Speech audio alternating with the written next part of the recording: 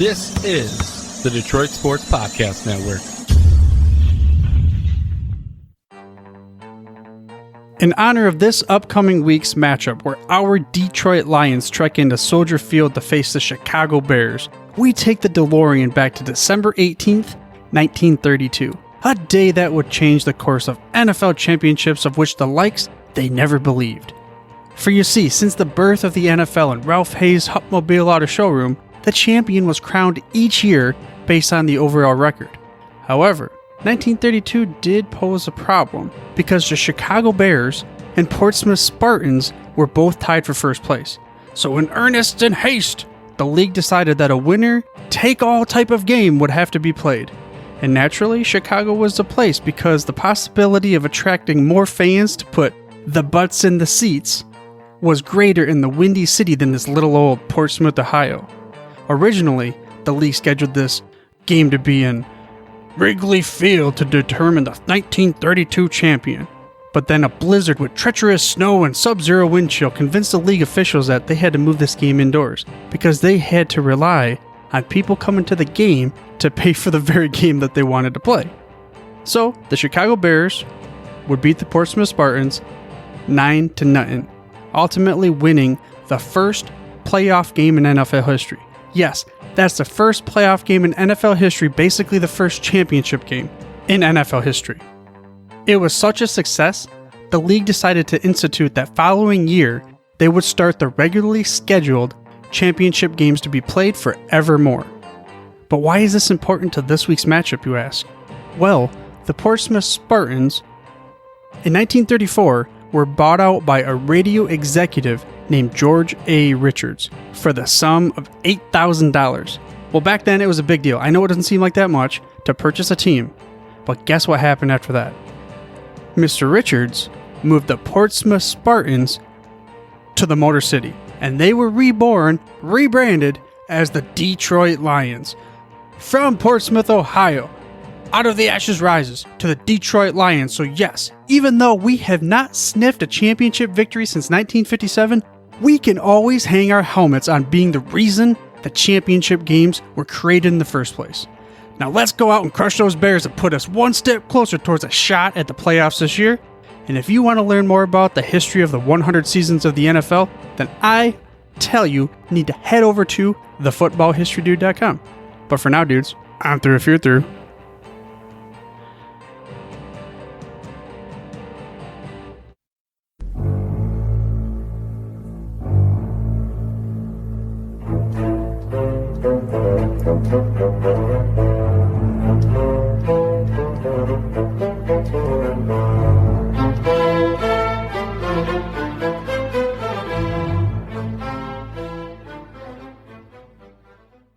And welcome to the latest edition of Sundays with Dominic and Vito. And Dominic is not here, though.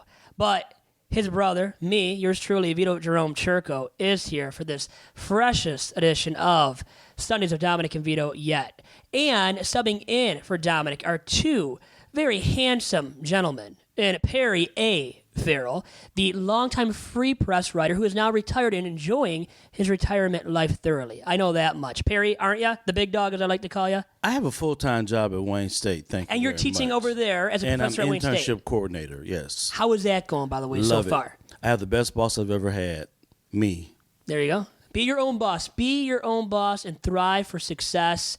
With that being said, Shea Norling is also here of Big Drew and Jim, the radio show, and now WDFN has it, 96.1 in Grand Rapids as well. And Shea is also a podcaster for the Detroit Sports Podcast Network. Shea, thanks for joining me, and how are you doing? I'm doing great, Vito. Just happy to be here. Happy to be a part of this. I've listened to the show a few times, so I'm excited to talk a little bit of NFL, talk some Lions. Well, first and foremost, thanks for lying to me and saying that you have listened to the show. It really makes me feel well, and I'll sleep at the end of the night now. So I appreciate that much, Shea. But anyways, Shea did seg into what I want to touch upon on this week's episode, and it is the Detroit Lions and the NFL. The Lions standing at 3-4-1, and Matt Patricia not looking good. That last offensive play call, guys, on Sunday in Oakland was disastrous. Kenny Golladay, Marvin Jones, Danny Amendola, all off the field at the same time for that last play call. Perry, what the hell was going on? What the hell was going on? That wasn't the problem. The problem is you got this defensive genius, question mark, and you have the worst defense in the NFL statistically. So that wasn't a problem. They put up 24 points. That defense is atrocious.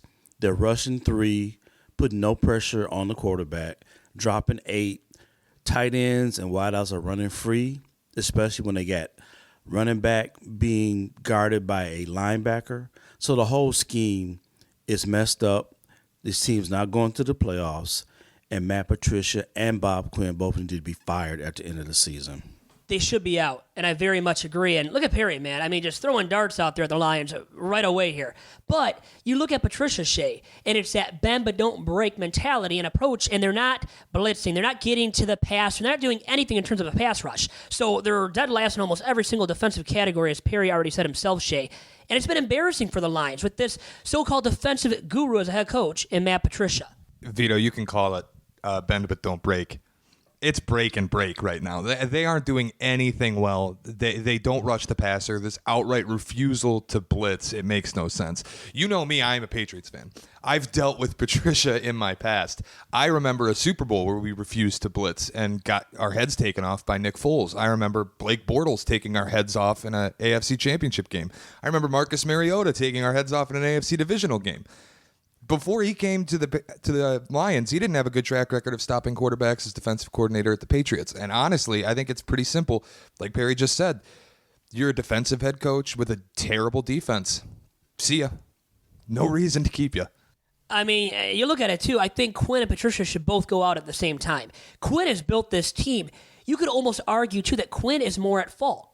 I think you could. Can you argue that at least a little bit, Perry? Because trust me, I don't like Patricia myself. No, Bill Belichick disciple has gone to a team as head coach and had any success at all. Romeo Crennel, Mangini, now Patricia, Flores down in Miami, they've all been horrible. Plain and simple. Now, Bill O'Brien, though, right, with the Texans, he's one disciple with Penn State. Now with the Texans, they're winning. How many division championships have they won? I think he's won. Has he won anything, Shea? I think he's won one at least. I'm going to give O'Brien one at least. But anyways, you're right. I mean, these guys really have failed as head. Excuse me, really Deshaun Watson, J.J. Watt. They're studs. That's why. They're studs. So there we go, though. My argument is maybe you have to blame Quinn a little bit more. And trust me, once again, I don't really respect or like Matt Patricia as a head coach at the very least. But Quinn built this team, and there's no stud like a Deshaun Watson. I know Stafford's been very good, by the way, too, so let me say that as well. He's an MVP caliber QB right now, no matter what you think about Stafford, whether or not you're an apologist or not. But studs on defense. Patricia's a defensive guru, right? It was supposed to be, and Shea, you said it yourself, too. He really wasn't that with the Patriots.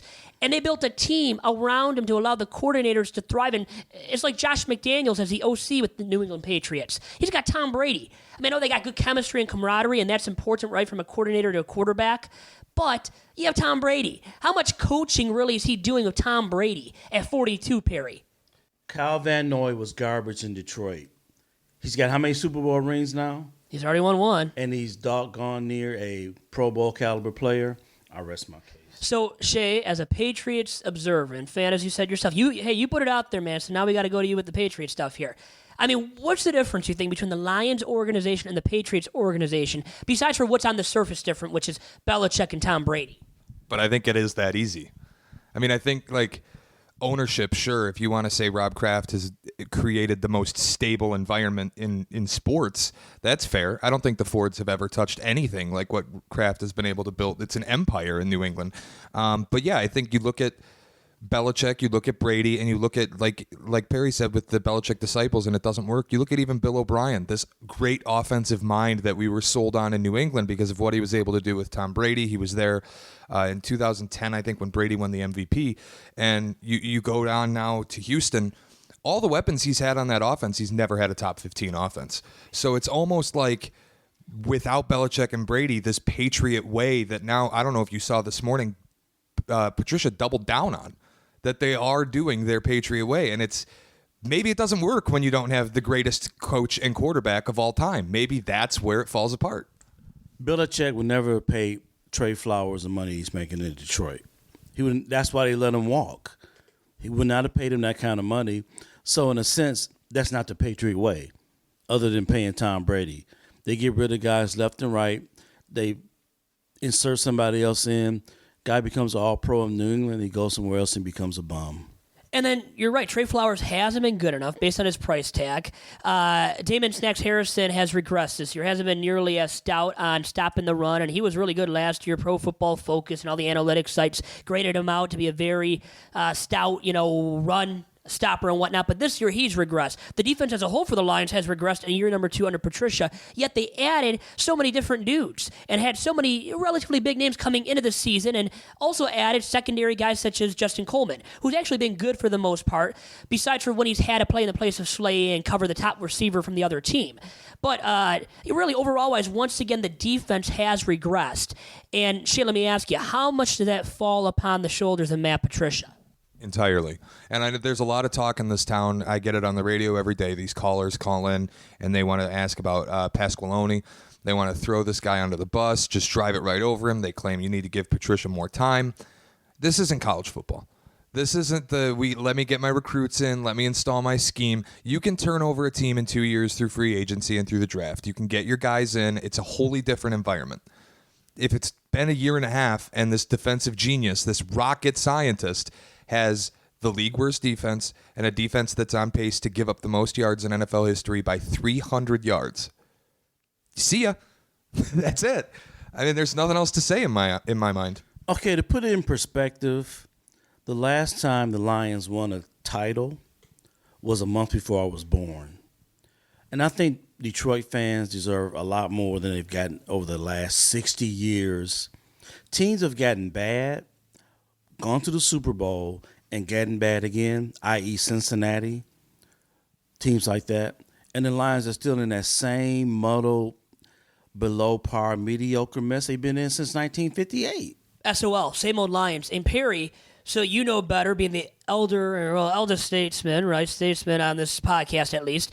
Will the Lions ever get good and win with the Ford family as part of the ownership group? Because it seems like it starts at the top and very top. So not just with the GM, but with the team president, Rod Wood, and then the owner.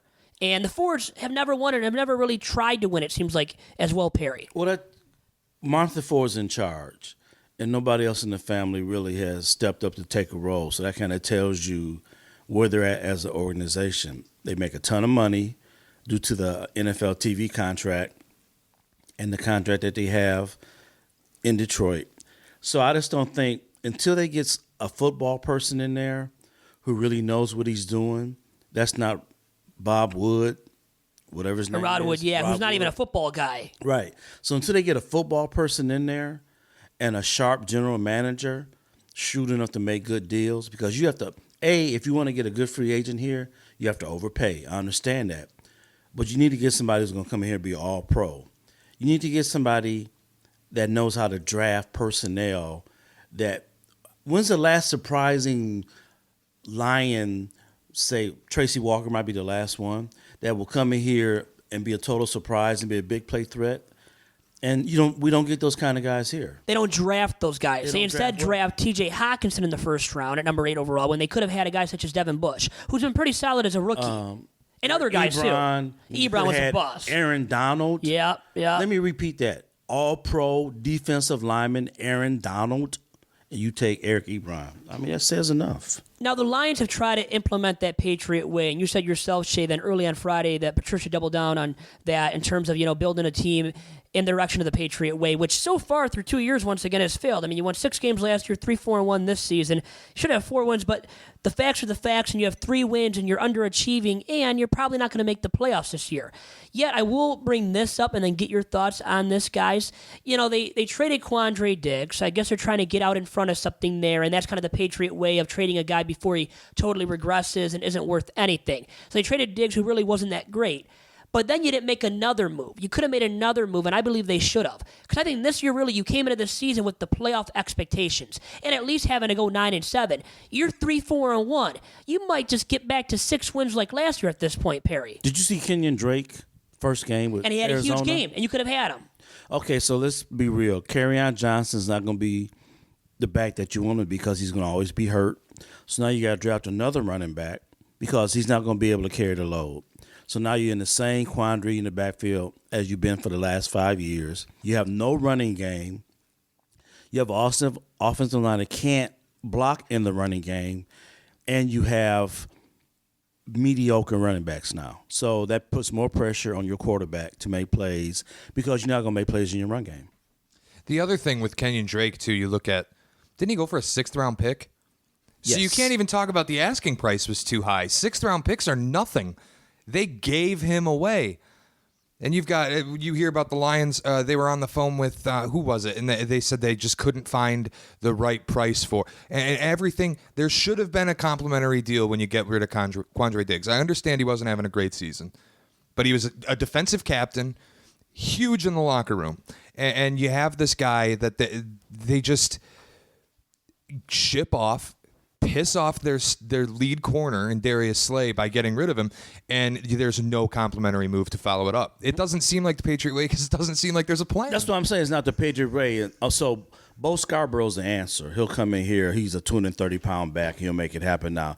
The problem is, like you said, if you had put enough effort into Kenyon Drake, he'd probably be a Detroit Lion right now. So you didn't. You dropped the ball again, and you just don't have the foresight to get people in here to make this thing work. I mean, they paid Rick Wagner a bunch of money. That hadn't worked. They got Glasgow on the line. They paid TJ Lang a lot of money. That didn't work. So how about also the fact that Darius Slay, their star shutdown corner, shut down Slay, big play Slay, kind of wanted out, made these comments, derogatory comments towards the organization and the sense of loyalty after Quandre Diggs was traded, his teammate in the secondary. Yeah, they didn't really look to deal Slay, it seems like, and you could have gotten something for him. Let's say even a second-round draft pick. And guys, if that was available, don't you believe that the Lions should have traded Darius Slay then? That they could have gotten that in return for him too? Darius Slay cares. I give him credit for caring. And he knew that maybe Diggs wasn't playing well, but maybe that would have changed. I give a guy credit for speaking out. I get tired of guys who hide behind, the symbol and don't say anything and don't come out and support it. So I'm not mad at Darius Slay for speaking up. Because somebody doesn't. Now, we have another guy here, and you're mad at this guy because he's late for the podcast, Scott Burnstein. A little bit. He doesn't have a clock. He's never on time. He doesn't have a clock. He doesn't follow a clock. But I didn't realize this was like a formal, we set a date. There was going to be multiple people. It's like ESPN First Take now. When you came out, I was thinking, this is like First Take now. We have somebody joining us for the debate. And let me introduce you properly here, at least try to introduce you properly. Scott Burnstein, now the Oakland Press and state champs. You do a lot for state champs. You're all over the place, I know.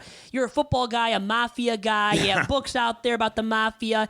He knows too much about the mafia. It scares me. There might be guys coming after me now with my last name. But anyways, let's get to the Lions now and just what's happening on the surface. But I apologize I didn't realize this was like a formal affair that we were starting at all right. Well, this guy and I thought it was just me and Vito. I didn't realize there was we got a bunch of dudes now. More people here than you thought. But the Lions probably have too many people on their team that just really aren't getting the job done. And I think it starts with their GM and head coach as well, Scott. What do you have to say about that with the Lions and their struggles on the surface, at least? They need to blow it all up, immediately.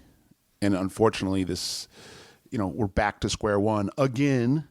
The Quinn Patricia tandem suffers from what I like to call smartest guy in the room syndrome. They're constantly trying to game the game, and the lack of self-awareness is just mind-boggling. They carry themselves like they're Bill Belichick, and they're obviously not. Just because you had proximity to Bill Belichick doesn't make you Bill Belichick. You have a defensive guru who can't run a defense. You have a supposed or alleged rocket scientist who talks for 20 minutes without saying anything. And frankly, it drives me crazy. And I'm going to put my hand through the radio or through the television if I got to hear Patricia or Stafford say, we got to get better and we got to execute better and it's on yeah, we know. We know it's on you, but it's been long enough. Why don't you tell us something? Why don't you show us that you're upset? Why don't you in Stafford, it's not a lot of it's not Stafford's fault, but not this year. But a lot of it is too. I mean, you think so, really? So why do you say that? I mean, not this year. Okay, I'm talking about in general. Okay, overall wise, over 11 years now. Yeah, this year he's playing excellent. There's no question about it. But I don't really like the whole, you'd be an MVP candidate if they were winning. Yeah, if they were winning. Yeah, I'd be a great athlete if I was Michael Jordan. But they're not winning, Perry. Perry wants to talk here too. Newsflash: Chase Young has been suspended. I'm assuming Lions better go after him. I mean, they would love but to I'm get him. assuming he'll be ready for the Michigan game in November. I think he'll be ready for that. I think he might be squashing Michigan. Ohio State and company, man, they're probably going to roll They need over. Chase Young. I think I would trade the whole team and start my new team with Chase Young if you don't blow it up. 'Cause I could OSU. start there and I could be good in a couple of years. Lions should tank for that. I mean, these teams are tanking now. You got the Dolphins, the Redskins, for sure the Dolphins who are tanking.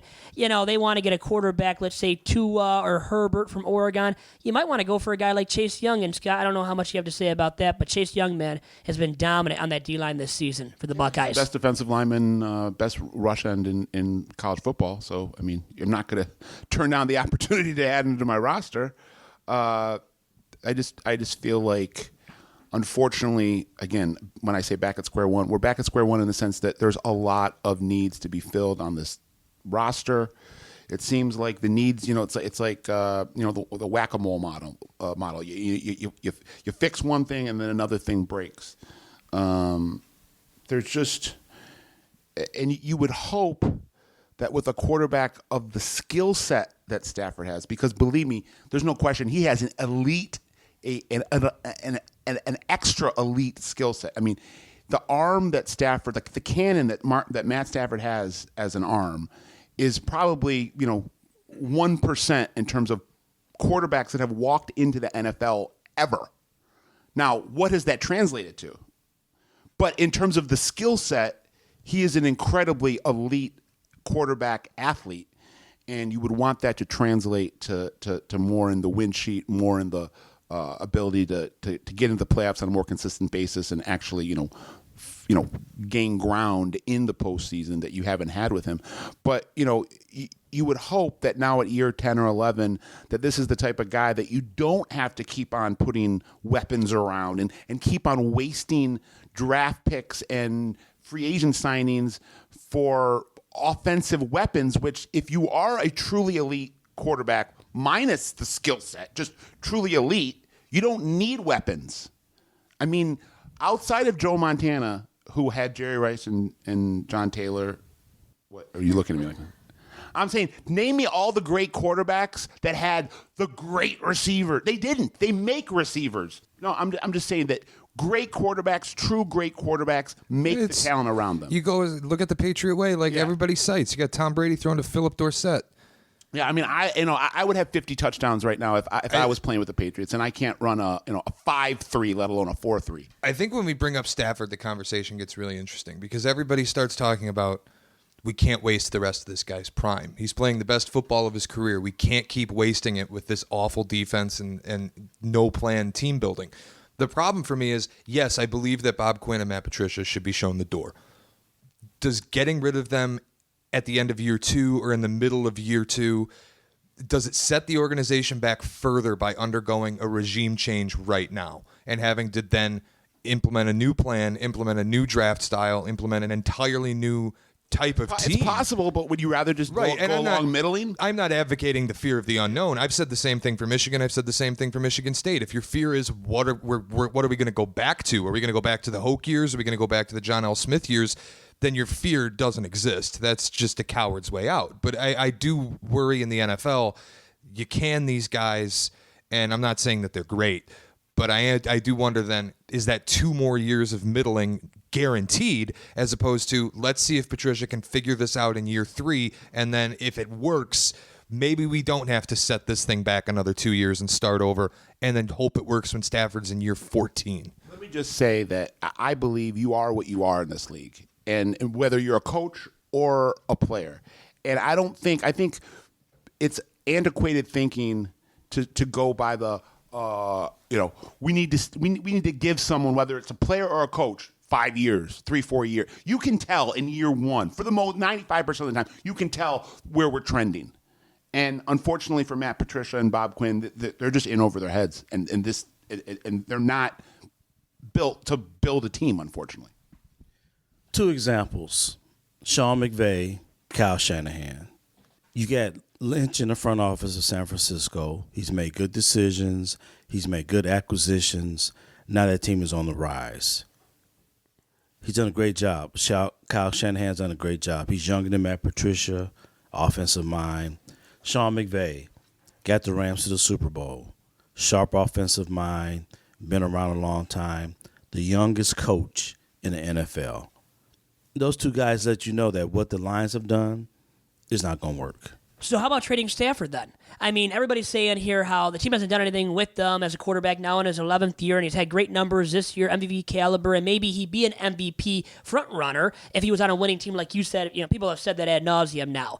So how about trading the guy because you've made 2 playoff appearances? Unfortunately, it's a false narrative, as I said a couple of minutes ago. You don't believe in that, but how about this? Well, just because how about just flat out? If he was winning, if he was winning, And here's the thing. Carmelo Anthony would be one of the greatest players in NBA history if he had won a title, if he had won more than 1 play or 2 playoff series in his life. But ifs are worth how much, right? At the end of the day, it's about, hey, the facts. The facts are the facts, and he's made 2 playoff appearances, lost both times. Against the Saints in 2011, 2010, got killed. Never even had a chance. Against the Cowboys, they legitimately did, but didn't win.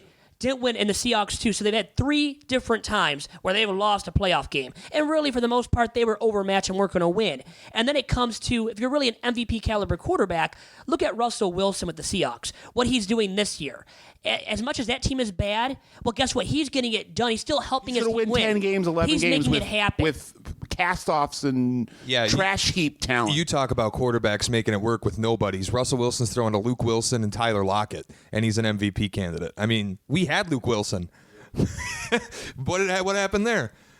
I mean, I think one of the biggest issues right now, which is rearing its head, that I was screaming to the rooftops back in April, the Hawkinson pick. I mean, we could have Devin Bush right now. Devin Bush is a perennial All-Pro that's going to quarterback your secondary and be a guy that's impacting almost every play on defense. How nice would it be to have Devin Bush with the way Gerard Davis has played? Yeah, and it's like even if Hawkinson ends up being a good tight end, it's still the wrong pick. You don't take a tight end in the first round. The Lions have done it twice in 7 years. It just I can't stand this. We know better than you. Trust us. But what have you ever done to let me give you the benefit of the doubt? Whether I'm talking about Patricia and Quinn or I'm talking about the Lions in general. And I'm a convert. My first 30 years of life, I was like in a cult called the Detroit Lions. You were a Lions apologist, pretty much. I wasn't. No, I was just a diehard fan. Where my emotions. Oh, I'm contradicting myself because I'm getting emotional here. But where I had so much emotion tied up in this team, where they would really affect my mood. I would get so jacked up for Sunday games, looking forward to them from Wednesday, Thursday, counting the minutes of the games, and then if they won or lost on Sunday, it kind of affected my mood for the next 48 hours. So where did you go to rehab for all this? To all the recovery. And then at a certain point, I just kind of detached, and I said, I can't keep giving this team the benefit of the doubt. I don't like the term Lions free. I mean, I'm still going to watch the game. And I can tell you're still emotional. You still care somewhat. You can't. Right, I do you can't say you don't care at all, right? I know. I do care. Yeah. Obviously, you can tell by my level of intensity talking here. I do care. I'm just not going to let them sour my mood for Monday, Tuesday, and Wednesday, and I'm not going to have expectations of success because it's never going to come until it comes. And you can never give this franchise the benefit of the doubt until they prove worthy of the benefit of the doubt. And frankly, they haven't even sniffed worthy of the benefit of the doubt since the 90s. And before that, going back to the George Rogers, Bobby Lane. When Perry was born. Tobin Rote. Or when Perry was already 20. Yeah. Were you 20 by then? My dad, hey, same thing as my dad. I'm not trying to really brush any, hatred at you, but throwing some shade. I have my own home. What about you? I do not. That's a fact. You We need to be can quiet. validate that. Now, Scott, I think you brought up a good point, too. We can't give these guys the benefit of the doubt because they haven't achieved anything. Then also, isn't there a factor with the over-analyzing and thinking they are the smartest man in the room, smartest men in the respective room with Quinn and Patricia? I think especially Patricia. And that rubs off on the rest of the team, I think leads to a bad attitude in the locker room. And I think at times you see that with these guys that think they're geniuses, where if you just simplify it, you're better off. It's like, I think example A right now that comes to my mind, and it's fresh in my memory bank, is because it was that last play in the fourth quarter against the Oakland Raiders comes right to my mind because that game just happened. Lions lost that game and had a horrible play call on that last offensive play of the game in which you left, once again, Galladay and Marvin Jones and Amendola also off the field. I mean, that was purely overanalyzing the situation. It makes perfect sense to me. Because it's the Lions' way of just messing it up and screwing the pooch. SOL, yeah. SOL, I mean, how do you do that, Scott? Talk to me about that last offensive play call where they just totally screwed the pooch, leaving those guys off the field for the last play of the game. Play which you could have tied up the game, went to overtime by scoring a touchdown. That was such the quintessential ending of a Lions game. It sums up my entire life. Dating back to, I remember that first thing comes to mind is the overtime game in Chicago with Marty Morningwig, who gives the ball to Chicago to start overtime and never gets the ball back. I understand that you gotta throw some misdirection at people, and I understand that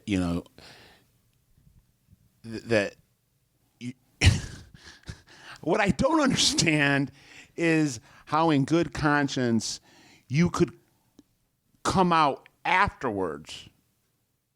I'm talking about lack of self-awareness. Whether it be right after the game or 24 hours after the game after you have some time to think about it. And both these guys, when it comes to Stafford and Patricia, are coming out in the post-game press conference and in the interviews 24 hours later saying, no, we love to play. If we had to do it over again, we'd do it again. And it's like, what? At least, come forth, own it, that this was you overanalyzed, you overthought. You didn't throw you threw to the third string tight end. You took, like you said, you took all the best players off the field, your best offensive playmakers. And I'll just add this one last thing before I turn the conversation over. That, to me, I'm thinking to myself, if you really wanted to be innovative and out of the box on that set, you bootleg Stafford. Yep. Let him run it in. I was shocked at first when I saw Darrell Bevell come out and defend the play call, when I saw Stafford come out and say we'd do it again. Then I remembered there's never a shred of honesty in these press conferences, especially when they're still on the team. I do wonder if Stafford went to another team or when he retires and he's not beholden to a coach and he's not going out there and required to say things as the leader of the locker room, if he would come out and just light some of these guys on fire. If you're the leader of the locker room, you do that. So it's actually... Say something. Yeah. You brought it up underneath your breath, right? I mean, you said it because Perry was talking about Darius Slay and how he talks. He's vocal. Stafford says nothing. He's a leader of the team, leader of the offense, but leader of the whole entire team as a quarterback and long-term veteran on the team. He says absolutely nothing in his answers to anybody in a press conference setting, in a media scrum in the locker room. Says absolutely nothing all the time. Alpha. For my franchise quarterback, I want an alpha. And you want more than him. You think that's an issue with Stafford as well? Yes, it's a big issue. Okay. If not the biggest issue, in my opinion. But is that he's really, not a true leader. We can break that down, but is that really the reason why I shouldn't say Lions that. He's aren't not winning? a true vocal leader. He's not truly vocal. But is that really a reason why you need to be a vocal leader, in my opinion, if you're going to be an elite quarterbaar. Okay, so to win at the highest level, you need to be a Rodgers, you need to be a Brady, you need to be a Breeze. The thing that comes to my mind a couple years ago with Rodgers, Green Bay was in some type of losing streak, and they go to him, and he says, I got this. Yep. I got this. Don't worry. It's on me. I'm going to fix it. And then he went and fixed it. It's you look at one of my favorite Tom Brady stories is when Gronk got to the team, and Gronk was doing things that he had done at Arizona in practice, and he was doing things his own way. And Brady said to Rob Gronkowski, and Vito, I don't know if you're allowed to swear on this podcast. Okay. But Vito said to Rob Gronkowski, Brady says, similar to Tom Brady is Vito. No, but Brady says to Rob, Gronk, you're going to do it my way, or I'm not going to throw you the fucking ball. Like, that's it.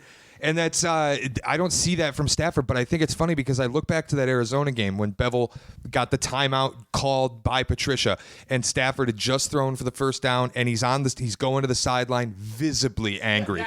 I need to see more of that. I said but then he comes out in the press conference and it's like, oh, well, they make the decision. I do agree. He needs to come out in the press conference and light things on fire. And when that officiating happens in the Green Bay game, you need to stand up and go, why does this keep happening to us? And not go, we just have to be better. Well, also, how about if you're Matt Stafford and you're on the sidelines at that timeout and you hear that that's the package you're coming out with? How about you say, no, hell no, I don't feel comfortable I'm not running with this. I don't feel comfortable with this.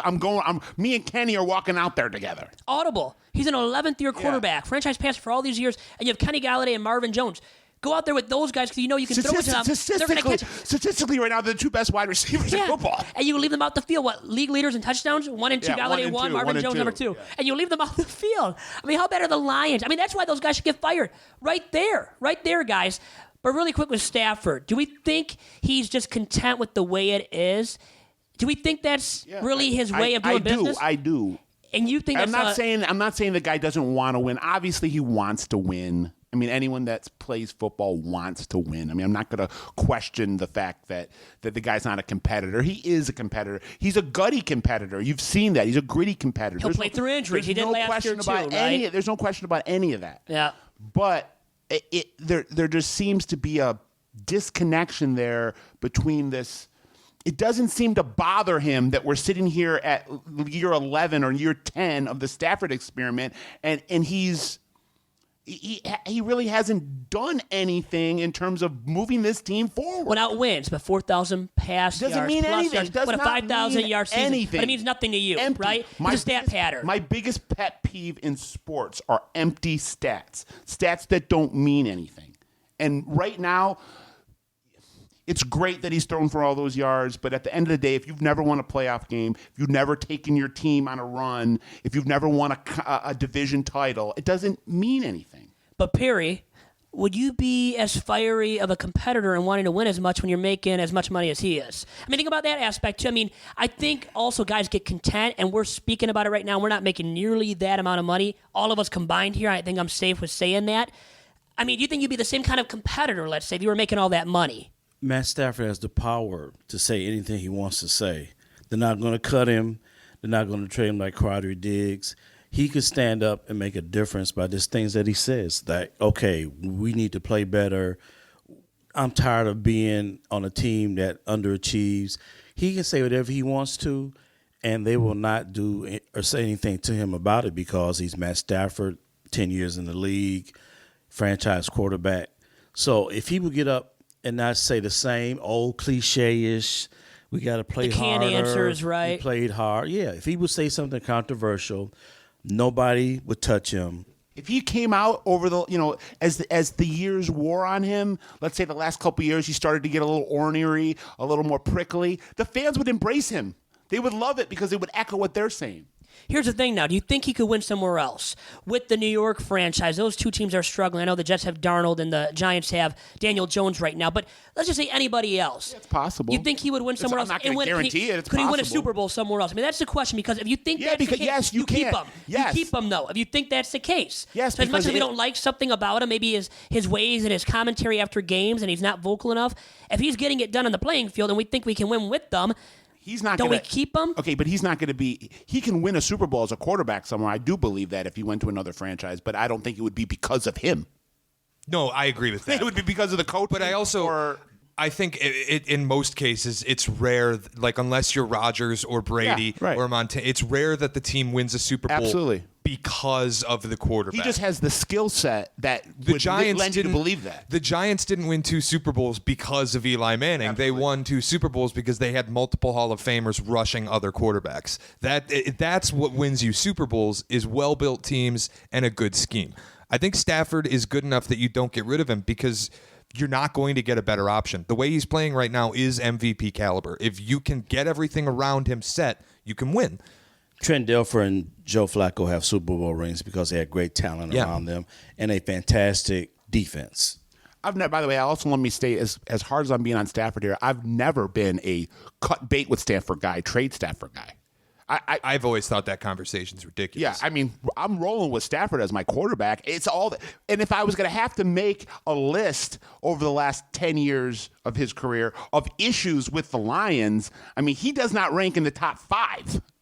So he might not rank in the top 10. Right. Like he's the very bottom of the list of their problems. So let me also just state that. Well, that's good. Now, I think he's underappreciated. I mean, he's flown under the radar for a lot of his career, and last year he did regress. He had horrible numbers. You look at his season statistically, all across the board, he was way down from what he had done. Below 4,000 passing yards. I know it's just stats, and a lot of us, we think it's just stat padding, but below 4,000 passing yards, 21 passing touchdowns, the lowest since like 2014 for him. So he definitely wasn't good enough last year for the Lions. I think he had a back issue that had like broken vertebrae or something. Debilitating too. Yeah, I this think guy issue. was playing. He was playing probably through it when he shouldn't have been playing. Yeah. Because He's the toughest player in the NFL. I shouldn't say toughest, but I mean the things this guy has played through. You can never question his toughness.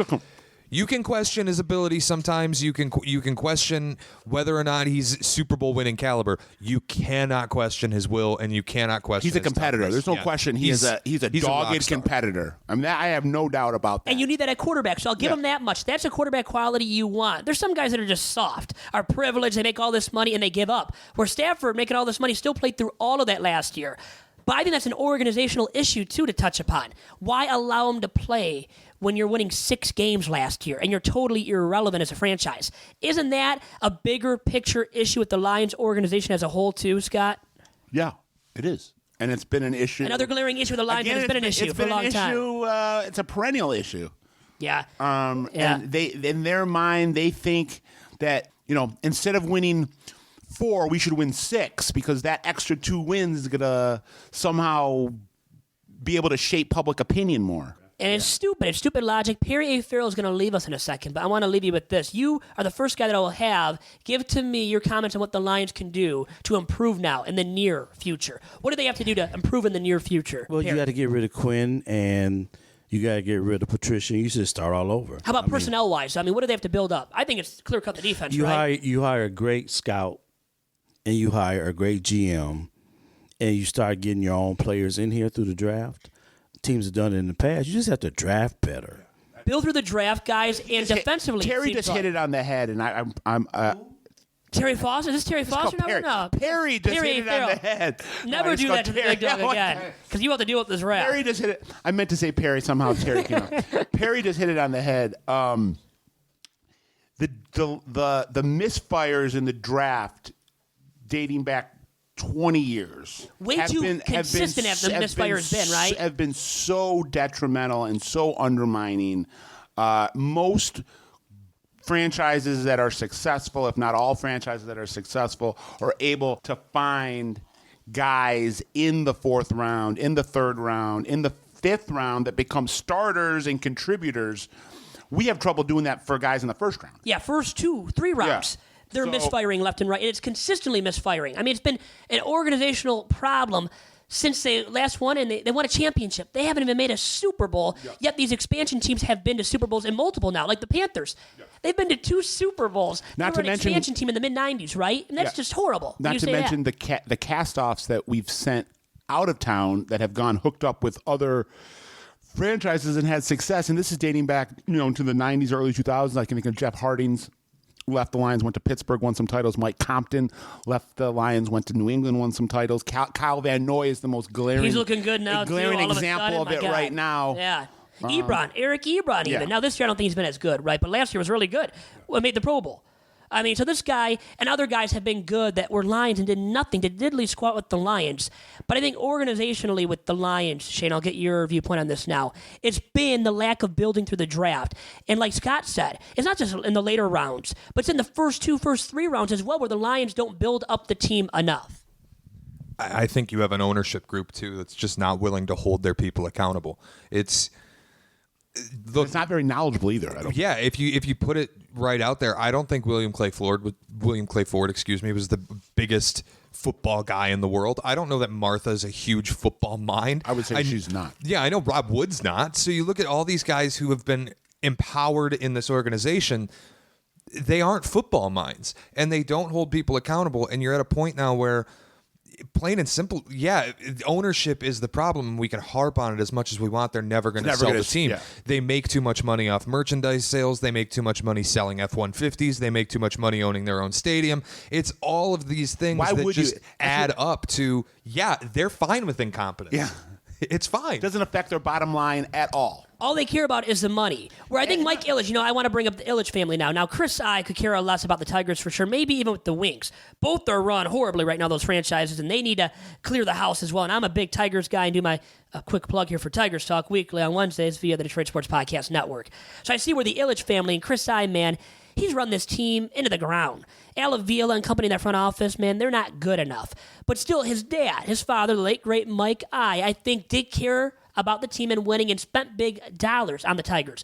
But also, what is key is he brought in the right guys to lead the way more often than not. Maybe not at first. He had Randy Smith, remember, guys, at first Oh, as my a GM, God. who was disastrous. Please don't remind me of Luckily, I Randy was a Smith. young lad, so at that time I didn't really have to invest as much into it, but he made so many misfires. All he do was trade with his dad with the Padres, San Diego Padres, and the Houston Astros. That was it. Astros. That was it. No, Dave Dombrowski got hired, and then he led the way and righted the ship. So Ilitch hired the right guy, and I think cared more about hiring the right guys. I think, guys, too, as a franchise, the Lions have never cared enough about hiring the right guys, right? What I will say, though, I think it's a misnomer to say that the Fords don't want to win or they don't. You think so? They don't care about winning. Well, because you brought up the bottom line. They do care and they do want, but caring and wanting doesn't mean that you know how to. Know how to hire the right people. Isn't it about that, too? Know how to do anything. Hire the in right terms people. of running a professional football Right. franchise. I'm sure you're great at running a auto manufacturer. Yeah, it looks great. They're making a lot of money. Yeah, but in terms of, so I've never doubted that when I hear people call up the sports radio, oh, they don't care. There's just, they're printing money. Yeah, they are printing money. But they do, obviously they care. It's just caring and being competent are two different things. I think Martha certainly cares more than William Clay Ford did. I don't know why I keep saying William Clay Ford. No, I think Martha cares more about winning than past owners in this group. But I also, they care about winning. I don't think they mind terribly not winning. They're not being kept awake at night because they're losing 10 games a year. And don't you think that... piggybacking off what we said about Stafford, don't you think that kind of it runs down the organization or runs up the organization? Yeah, no, I do think that mindset trickles down. That mindset exists in the organization. I was going to bring it up to Vito because he kind of pushed back on that Stafford doesn't care.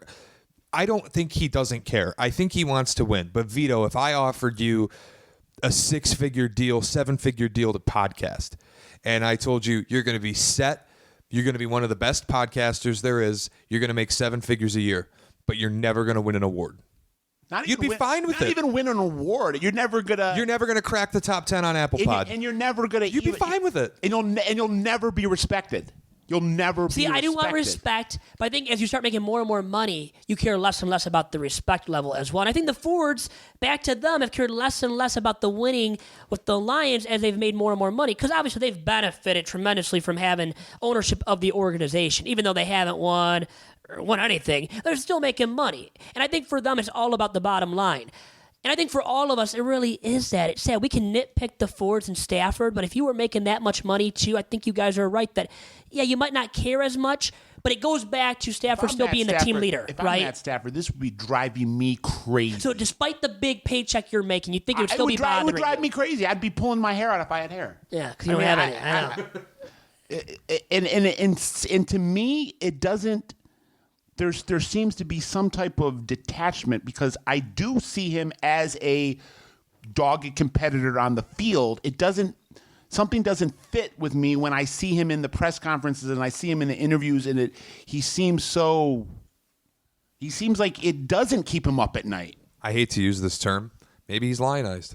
Right. It's just 11 years of being in this organization that Honolulu blue rubs off a little bit.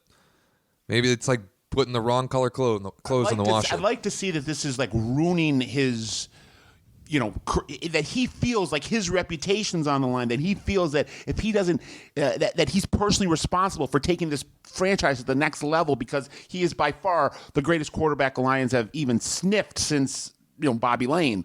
And it just, as much as you see it on the field, because I do see it on the field in terms of his competitive edge. Doesn't that matter more? Not to interrupt you, but doesn't that matter more than really what you say in the locker room when words can only mean words only mean so much at times? I mean, you get these guys, despite how great they are, they give canned answers too. I mean, look at Shea's Patriots, Bill Belichick and Tom Brady. Brady's a little bit more outspoken, but Belichick never gives you anything to work You're with. right, but Belichick's earned that right. And so you're saying if you win enough, you're saying you don't care. Absolutely. Okay. So at that point, Stafford, you don't mind if he was winning. Yeah, would not care. Forget at all. about it. Would Give your canned answers. Nope. Okay. Not at all. Why the press in Boston even bothers going to New England to hear those press conferences, I have no idea.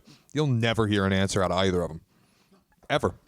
And if Patricia won 12 games last year and we won a playoff game and we were, in first place right now, he could come out and talk in circles till the cows come home, and I wouldn't care. Yeah. Wouldn't care as much because Belichick does that, definitely.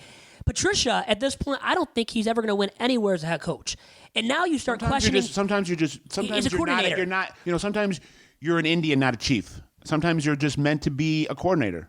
But now, don't you start questioning his coordinator abilities, even though he's Yes, not I do. strictly making the play calls week in, week out, but still it looks bad based on the defense and how bad it's been.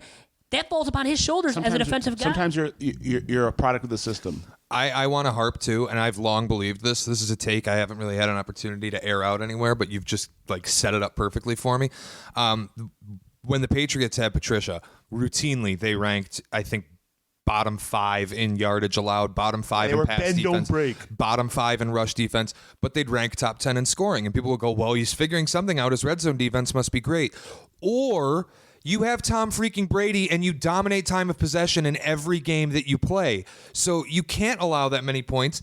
You have the ball all the time. You have teams chasing. You're always ahead. I think They're in desperation mode, and you're getting pick sixes out of it. I think his coordinator ability was a mirage in New England because you exist in the most advantageous situation possible when Tom Brady is your quarterback and he's running the offense the way that he does. I believe in learning from history and analyzing patterns and trends, and you can't deny what is plain as day when you look at it on paper. I was hoping that Patricia was an outlier or was going to be an aberration, but in reality, it fits right in. Every single, it's not just coaches, it's players.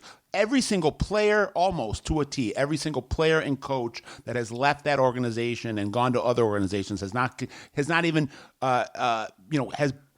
come close to duplicating what they were able to do with the Patriots. Shea, would your Patriots even take Patricia back right now to be the D coordinator? It's almost like they don't need him. And my point also is, what other NFL franchise really needs a guy right now? Just go down the line of people from coaching staff to players since this dynasty started that have left and not found success. Romeo Crennel, Charlie Weiss from players. The wide receiver that left for Seattle. Deion Branch. Josh Gordon just now did the same thing. No, I think you look, dude, no, they wouldn't take him back. He skips town after giving up 41 points in a Super Bowl. What happens? Their defense gives up 3 points to one of the best offenses we've seen in the last 10 years in a Super Bowl. The following year, limited Kansas City better than any other team did in the playoffs. Now this year, they have what might be the best pass defense we've seen in the last 50 years. No, I don't think they have any interest in bringing Patricia back. He left, and they got far better on that side of the ball. Let me also just state an obvious here that Mr. Slay pointed out last weekend. Big play Slay you're talking about? Big play Slay, Darius baby. Slay, who's our one of our 2 or 3 only real playmakers. At this point, too, on the defense for sure. He pointed out that this isn't, excuse the expression, this isn't rocket science. They're seeing the same thing every single week, and they can't adjust or stop it. There's a playbook out on the Lions since week 1 or maybe since last year, and there's a formula. If you do X, Y, and Z, the Lions have no ability to stop you, and they're not adjusting properly. So they're seeing the same thing every week, and there's no different result. Well, Shea, the problem is they're bending, but they're also breaking. Yeah. They're breaking enormously, like every single week. I mean, to Mahomes, to Rodgers, now to Derek Carr. Carr is a decent quarterback, and you allow that to happen against the Raiders. I mean, I know it was on the road, but it's been bad, and consistently it's been happening, Shea. Patricia built up a lot of clout last year, adding Snacks Harrison, getting that defense kind of shored up, getting them into the top 10 and scoring allowed. I think by the end of the year, they were a top 10 defense. He built up a lot of clout, too, because people said, well, hey, he put out the blueprint on how to stop the LA Rams. He gave the Patriots the key. That's how they won the Super Bowl. That's how teams were able to beat the Rams down the stretch. And you really look back at it, maybe the blueprint for stopping the LA Rams was that Todd Gurley's knee got torn into pieces, and it wasn't really that Matt Patricia did anything all that special, because he can't come up with a blueprint to stop anyone. It doesn't seem like he, by the way, I know I'm jumping all around. It doesn't seem like this bothers him that much either. Well, he's making a nice paycheck, baby. Now, the problem I have with him is his job's actually on the line. His job's on the line. It's not like Stafford where his job's not on the line. He knows that. Patricia's job is on the line, and he's still acting like this. So, he thinks he's a rocket scientist and whatnot. He has all this education behind him. But wouldn't you be at least smart enough to realize, hey, your job's on the line. You probably should act like you care a little bit more? I mean, that's embarrassing in itself. And then what you said about the Patriots not even needing him, that's embarrassing as well, where the Patriots have upgraded since they lost this guy who's the Lions head coach. This is the Lions way. The Lions way is taking these guys on when they're not suited to be head coaches, right? Here's another thing I have a hard time wrapping my head around. If you're under 40 right now, or let's say under 35, I don't know how you can be a fan of this franchise. Oh, I don't get it. I don't get it. I happened to grow up, and this was to my own detriment. I happened to grow up and be a young adolescent into my teen years when this franchise had a decade run of at least there seemed to be a realistic possibility that this team could make a run to a Super Bowl because of certain factors that were playing out. Like they were making the playoffs on a regular basis. They beat Dallas in 91, or it was 92, but it was the 91 season. You had the greatest running back who's You ever had the played greatest the game. running back of all time. You had a Hall of Fame wide receiver. You won in the early 90s, you won 2 league championships. In 95, you finished the season with a 7-game winning streak, and you were the hottest team in the NFL. And everybody, if you go back to the playoffs starting in 95, there were a number of people picking the Lions to go to the Super Bowl because they had won 7 straight and had the best offense in the league. So I got suckered in to this Lions delirium when I was 12, 13 years old, and they're making a run to the NFC Championship game and 1 game away from the Super Bowl. So I saw it. I could taste it. I could see the finish line. But if you're someone who started following the Lions in the late 90s or early 2000s, you've seen nothing. I've grown up. I was raised a Patriots fan, right? But outside of Patriots, Celtics, I was raised to be a fan of these teams. I grew up here, though, so it's like I've always followed the Lions. They've been my second favorite team. I always root for them when they're not playing New England. And I've watched when I was 12, 13 years old. You know what they did? They went 0-16. Yeah. How am I supposed to sit and support that team? Yeah, that's where it's like at some point you're right. You are what you are, and it's just they're okay with this level of incompetence. They're okay with being the Cleveland Browns, and that's just who they are. And it seems like, too, I don't think I really know anything about football, but I would have drafted Aaron Donald. I would have drafted Devin Bush. I would have drafted Chase Winovich. I'm bringing up Michigan dudes left and right. Lamar Woodley, a guy like that. Quentin Jammer. There's so many guys like I thought as a young guy, too, and young I think right now as well, 26, and without a lot of football acumen, I would have drafted them. Then you have these smart dudes who are paid millions and millions of dollars to make these decisions, and they're taking other guys that just don't quite make sense. Like I get Hockenson was part of the offensive strategy and scheme they're trying to implement, and they have.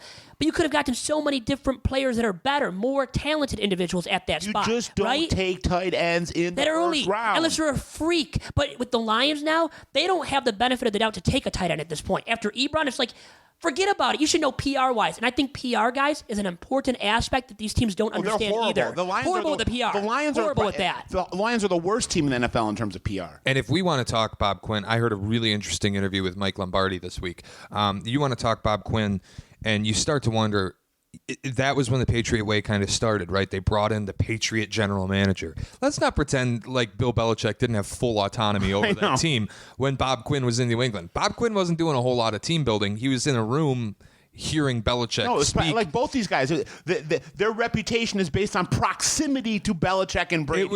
It was Bob Quinn pulls the trigger, but Belichick holds the gun. Yeah. That was what was happening in New England. And so you bring this guy in, and you're like, well, we have the Patriot general manager. Now we can build the team the Patriot way.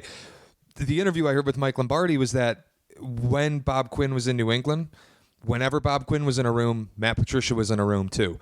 And it was whenever Bob Quinn was to leave New England and get a job somewhere, people just assumed Matt Patricia would follow and get the job wherever Bob Quinn goes. The Lions kind of knew this. I have to assume they're more plugged into the league than certainly we are. I have to figure that if Mike Lombardi knew this, the Lions also knew this. So this was their plan all along, was let's get Bob Quinn in here who didn't have autonomy over a roster in New England. And then he's going to bring his buddy in here. Then they're going to run this rocket science bend but don't break defense. They knew what they were getting. And they did it anyway.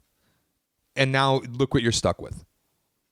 And at some point you have to make a decision. Do you want to stick with this? How about just stating the obvious here? What the Patriots have done over the last 2 decades is such a unicorn. It's never been done since it's never been done before, and it will probably never be done going forward. I mean, we're talking going on, 18, 17 years of a dynasty. Now, I mean, it's insane. So the idea that you can go and try to replicate that or duplicate that anywhere else is just unrealistic.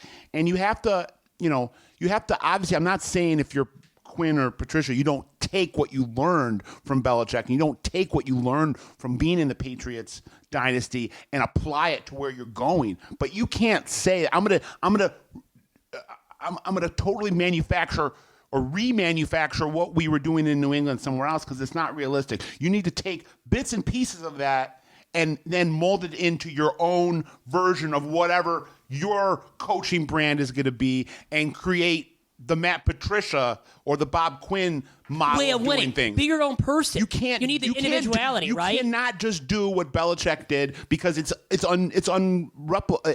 not. You're not able to replicate. It can't be completely replicated. At least take some pages from their blueprint to win, to be successful. But long term, even in the near term, you can't do it completely the way that the Patriots have done it.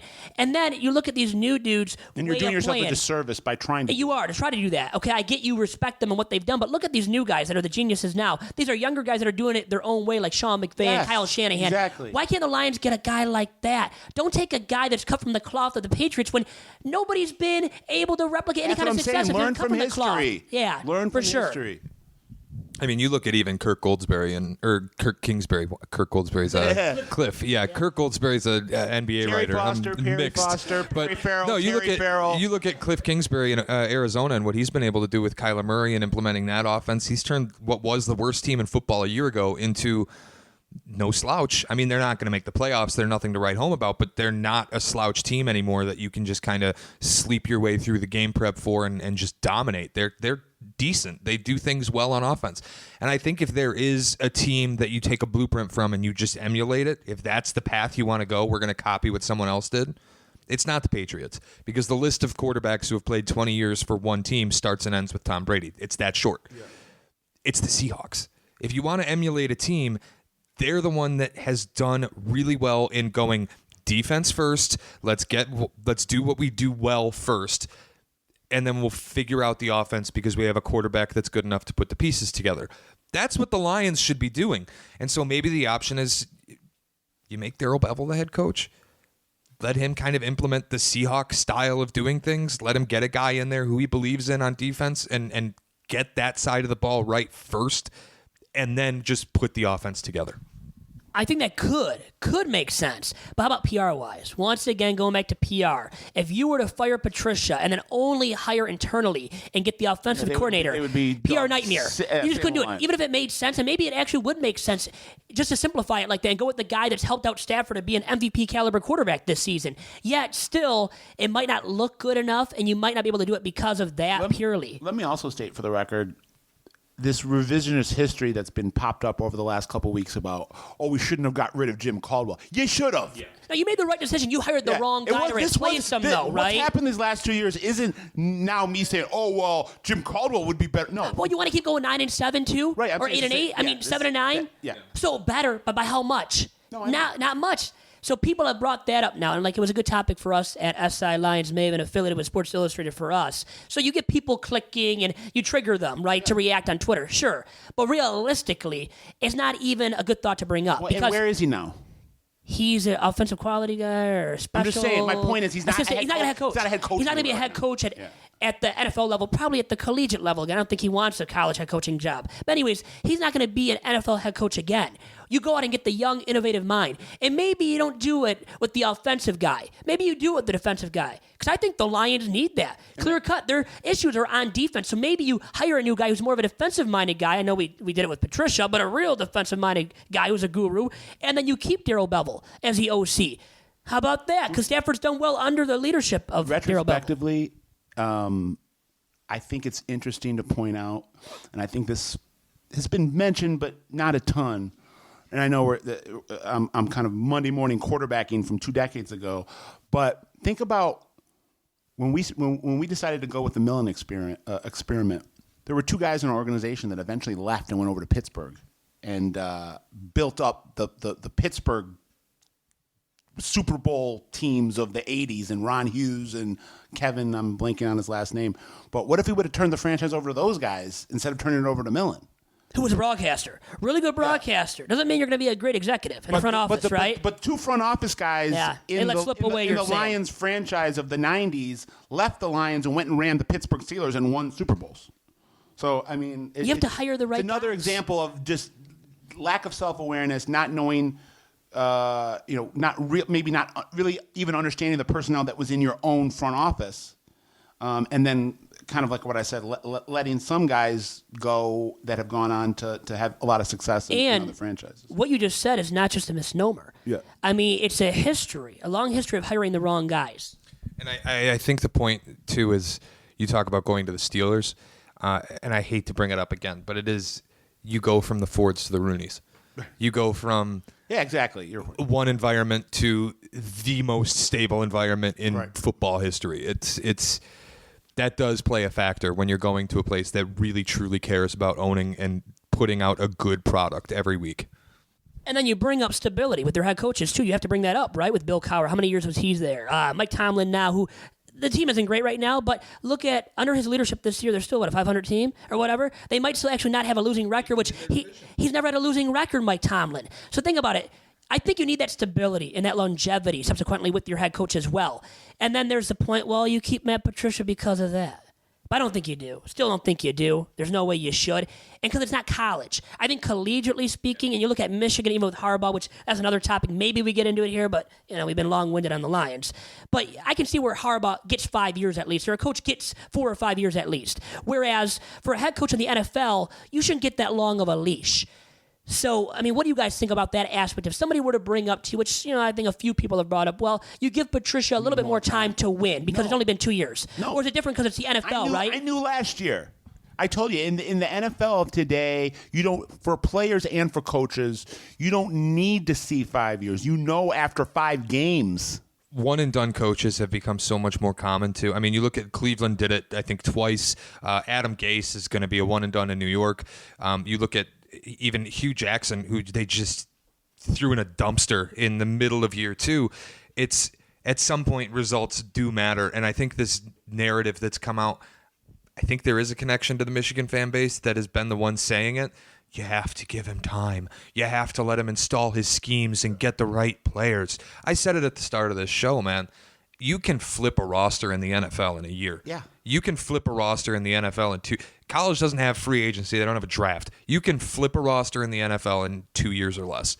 To be this bad at what you were hired to do halfway through year 2, no, you're gone. See ya. And then numerous teams go from last to first in the NFL on a yearly basis. Isn't there always one team that goes from last to first almost on a yearly basis, I would have Scott? fired him at the end of last year. Could have been. I get the second year. I think coaches really deserve, even in the NFL, deserve 2 years. Like I thought with the Cardinals last year, Shea, and you brought up Cliff Kingsbury and what he's done with the Cardinals, and they've been a lot better this year, especially offensively.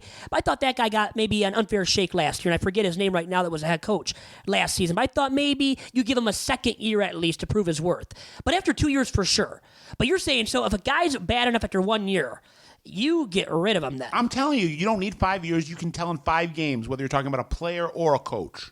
Now, there are outliers. There are people that... Belichick lost at first, but how many... I mean, there's only so many outliers too, right? The outlier I give in terms of the players is, I always say, Rich Gannon. This is a guy that was a real middle-of-the-pack quarterback for most of his career, and then somehow in the last 5 or 6 years of his career, he became an elite quarterback, an all-pro quarterback that took his team to the Super Bowl. But that's a unicorn. Normally, you are what you are. Matt Stafford is Matt Stafford, for better or worse. And Matt Patricia is who he is. He's not a head coach. Right. So is there any way, with that being said, that Matt Patricia saves his job? I think they have to totally flip the switch and make the playoffs, which is unlikely. They run the table. So pretty much that's it. Go ahead. Making the playoffs is the only way, right, that Matt Patricia keeps his job. And is that the case for Bob Quinn as well to keep his job, you think? Or is he safe despite what happens to Patricia? Let me also back up and say, I don't think the Lions will fire Quinn and Patricia at the end of this year. Neither? I don't think they will. I think they need to. They need to do it now, but I don't think they will. Because they don't do the right thing as an organization SOL. I don't believe that there's any urgency. I think that they're going to roll out. We need to give them more time. I don't think they will. But if you fire Patricia, you have to hire or fire Quinn. They're you tied. have to fire both, right? Together. If you fire one, you got to get rid of the other. Shea, how about you with that? And then also, is there any way that Patricia can save his job outside of making the playoffs miraculously at this point? You know what? They'll say he'll make some coordinator shifts, or not coordinator. They'll get rid of Pasqualoni, bring in someone else. You know what? But he needs to do it now. Launch Pasqualoni into the sun. Admit that you made a mistake and start a change. Dude's got one foot in the grave. I mean, I know it's your mentor and anything, but 75-year-old dudes aren't meant to be coordinators in the NFL. If Patricia wants to save his job, he's got to run the table and he's got to shore up that defense. That unit has to look competent going down the stretch so that you can at least sell, hey, next year, we're going to be really good at this. We got rid of our coordinator. We're doing things differently. Matter of fact, if Matt Patricia wants to save his job, you know what he needs to do? Fire Pasqualoni into the sun and you be defensive coordinator for the rest of the year. Yeah. Own it. Well, especially when your job is in question. His job is on the line. Strip Pasqualoni. I don't care what you think about him. And like you said, he's his mentor. He coached under him at Syracuse. I get the loyalty and the ties to him. And I'm all about being loyal to somebody. But you're being loyal to a fault now. When your job. That's the Lions in a nutshell. Lionized. I mean, Patricia's been lionizing as well, right? They don't make the right move. The Lions as an organization dating back 50 years have been loyal to their own detriment. Yeah, they have been. Way too often. How about Matt Millen? Got an extension for doing nothing, right? Russ Thomas was the guy that was running the GM for 30 years and not winning, not even making the playoffs. Horrible. How many wins, though, guys, this year for the Lions? Also, I mean, Sunday, you got the Bears. Do they win Sunday, and then how many wins for the Lions this season? They'll win 6 or 7. I think 6 or 7's right. Now, if they don't win Sunday, leave Patricia in Chicago. I just came from Chicago. You should see what's going on over there right now. I mean, they want Trubisky on a pitchfork. I try to listen to as much out of market radio as possible so I can kind of get a vibe for what everybody's talking about. And you turn on either of the Chicago stations right now, you would think they're losing their minds. You would think that Mitch Trubisky murdered 6 people on Michigan Avenue. Right. I mean, it's incredible the way they're talking about this guy. If you go into Chicago and lose this weekend, fire everyone. Let me just kind of rip my own hometown. I've been fortunate to live in a number of different cities in my life, and I love Detroit. And in some ways, Detroit is such a great sports town in terms of the passion that the fan bases have. But it is a horrible sports town in terms of media coverage, and I'm blasting myself. This is such a soft media town. Nobody holds any franchise accountable. And if you lived and I lived in Chicago, I've spent a lot of time in New York, Philadelphia, Boston. I got a ton of family in Boston. You've been everywhere, man. Yeah, I got Mr. Worldwide. Yeah, half my family's in Boston, so I'm in Massachusetts quite a bit.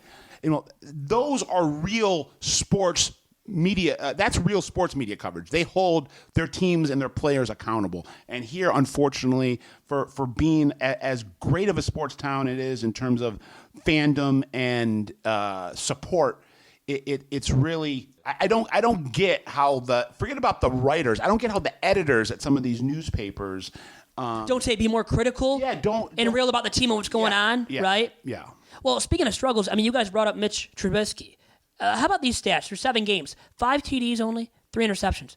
What the hell is that? How's that a franchise passer? And I think Matt Nagy is souring on him as well, and the franchise is starting to. For sure, the fans want him gone, like you guys were saying. I mean, it's ugly in the Windy City right now regarding Trubisky. Even Nagy in his job, in his, 3rd year on the job now, or 2nd year on the job at this point, actually. Did well last year. They won 12 games, won the division. But really, it was the defense that led the way, and Khalil Mack and all those guys with the sacks and the pass rush and whatnot.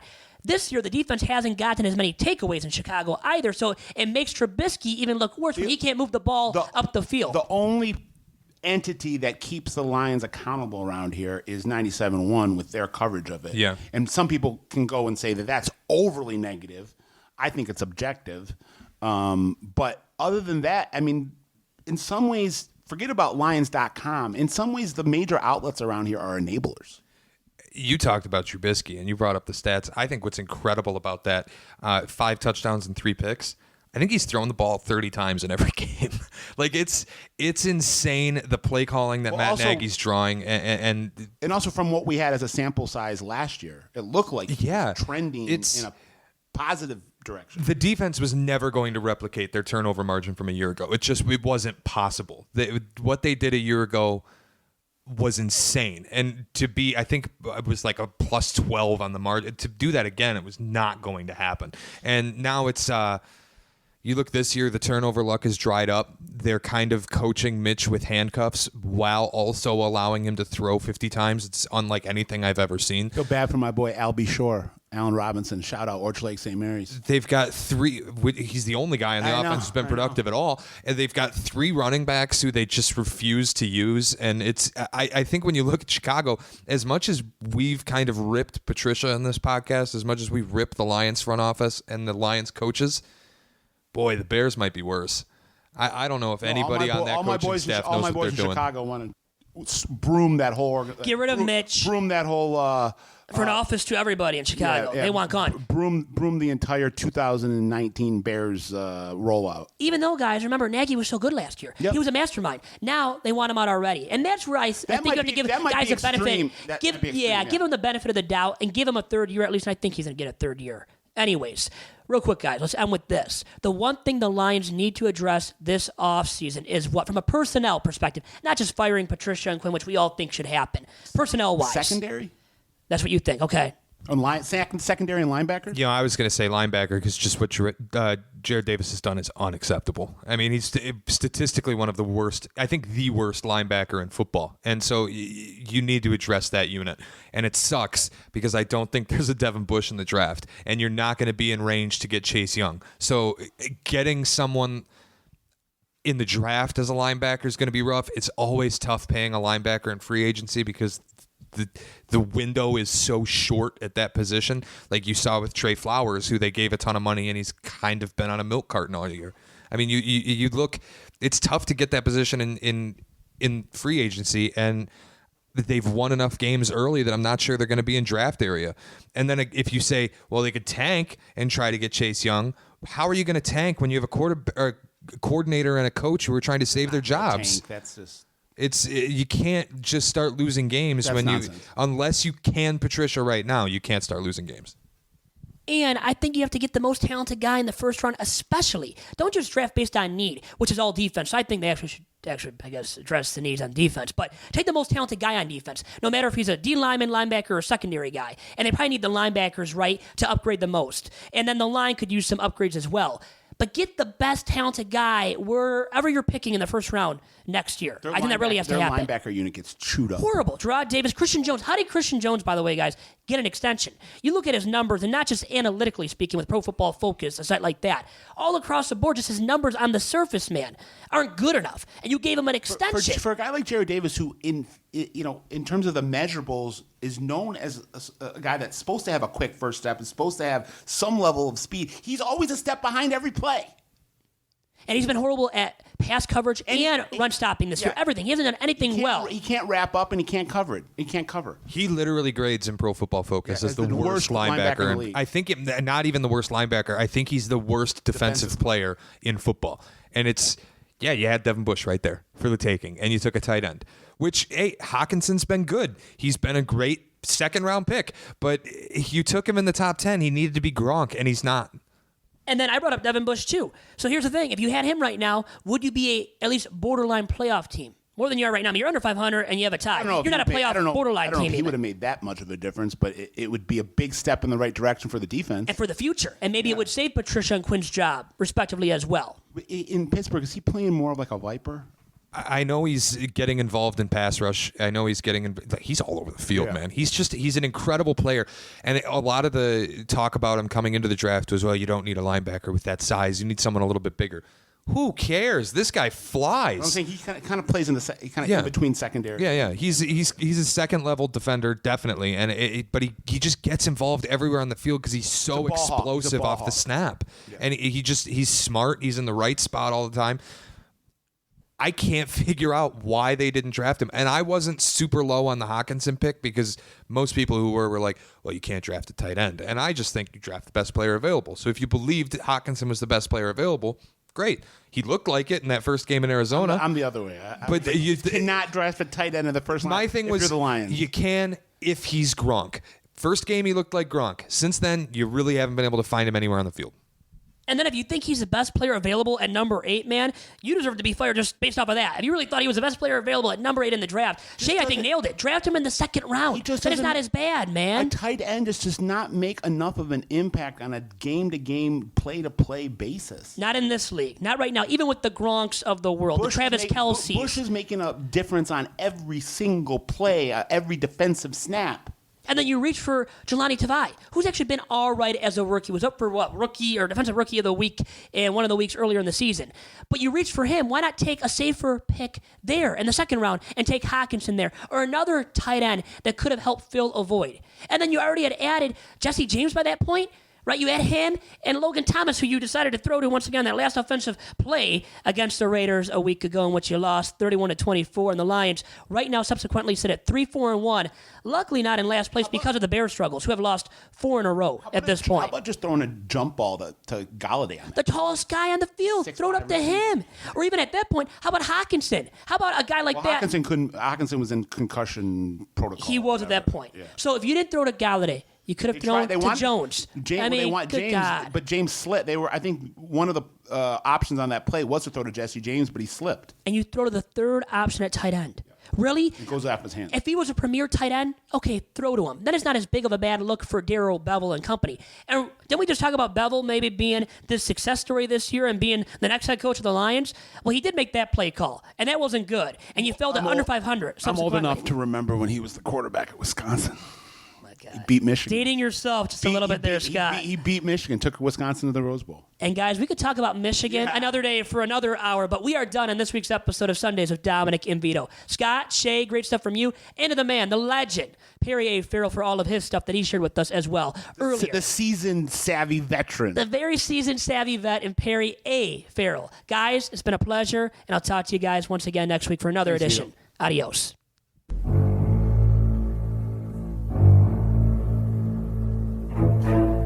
Thank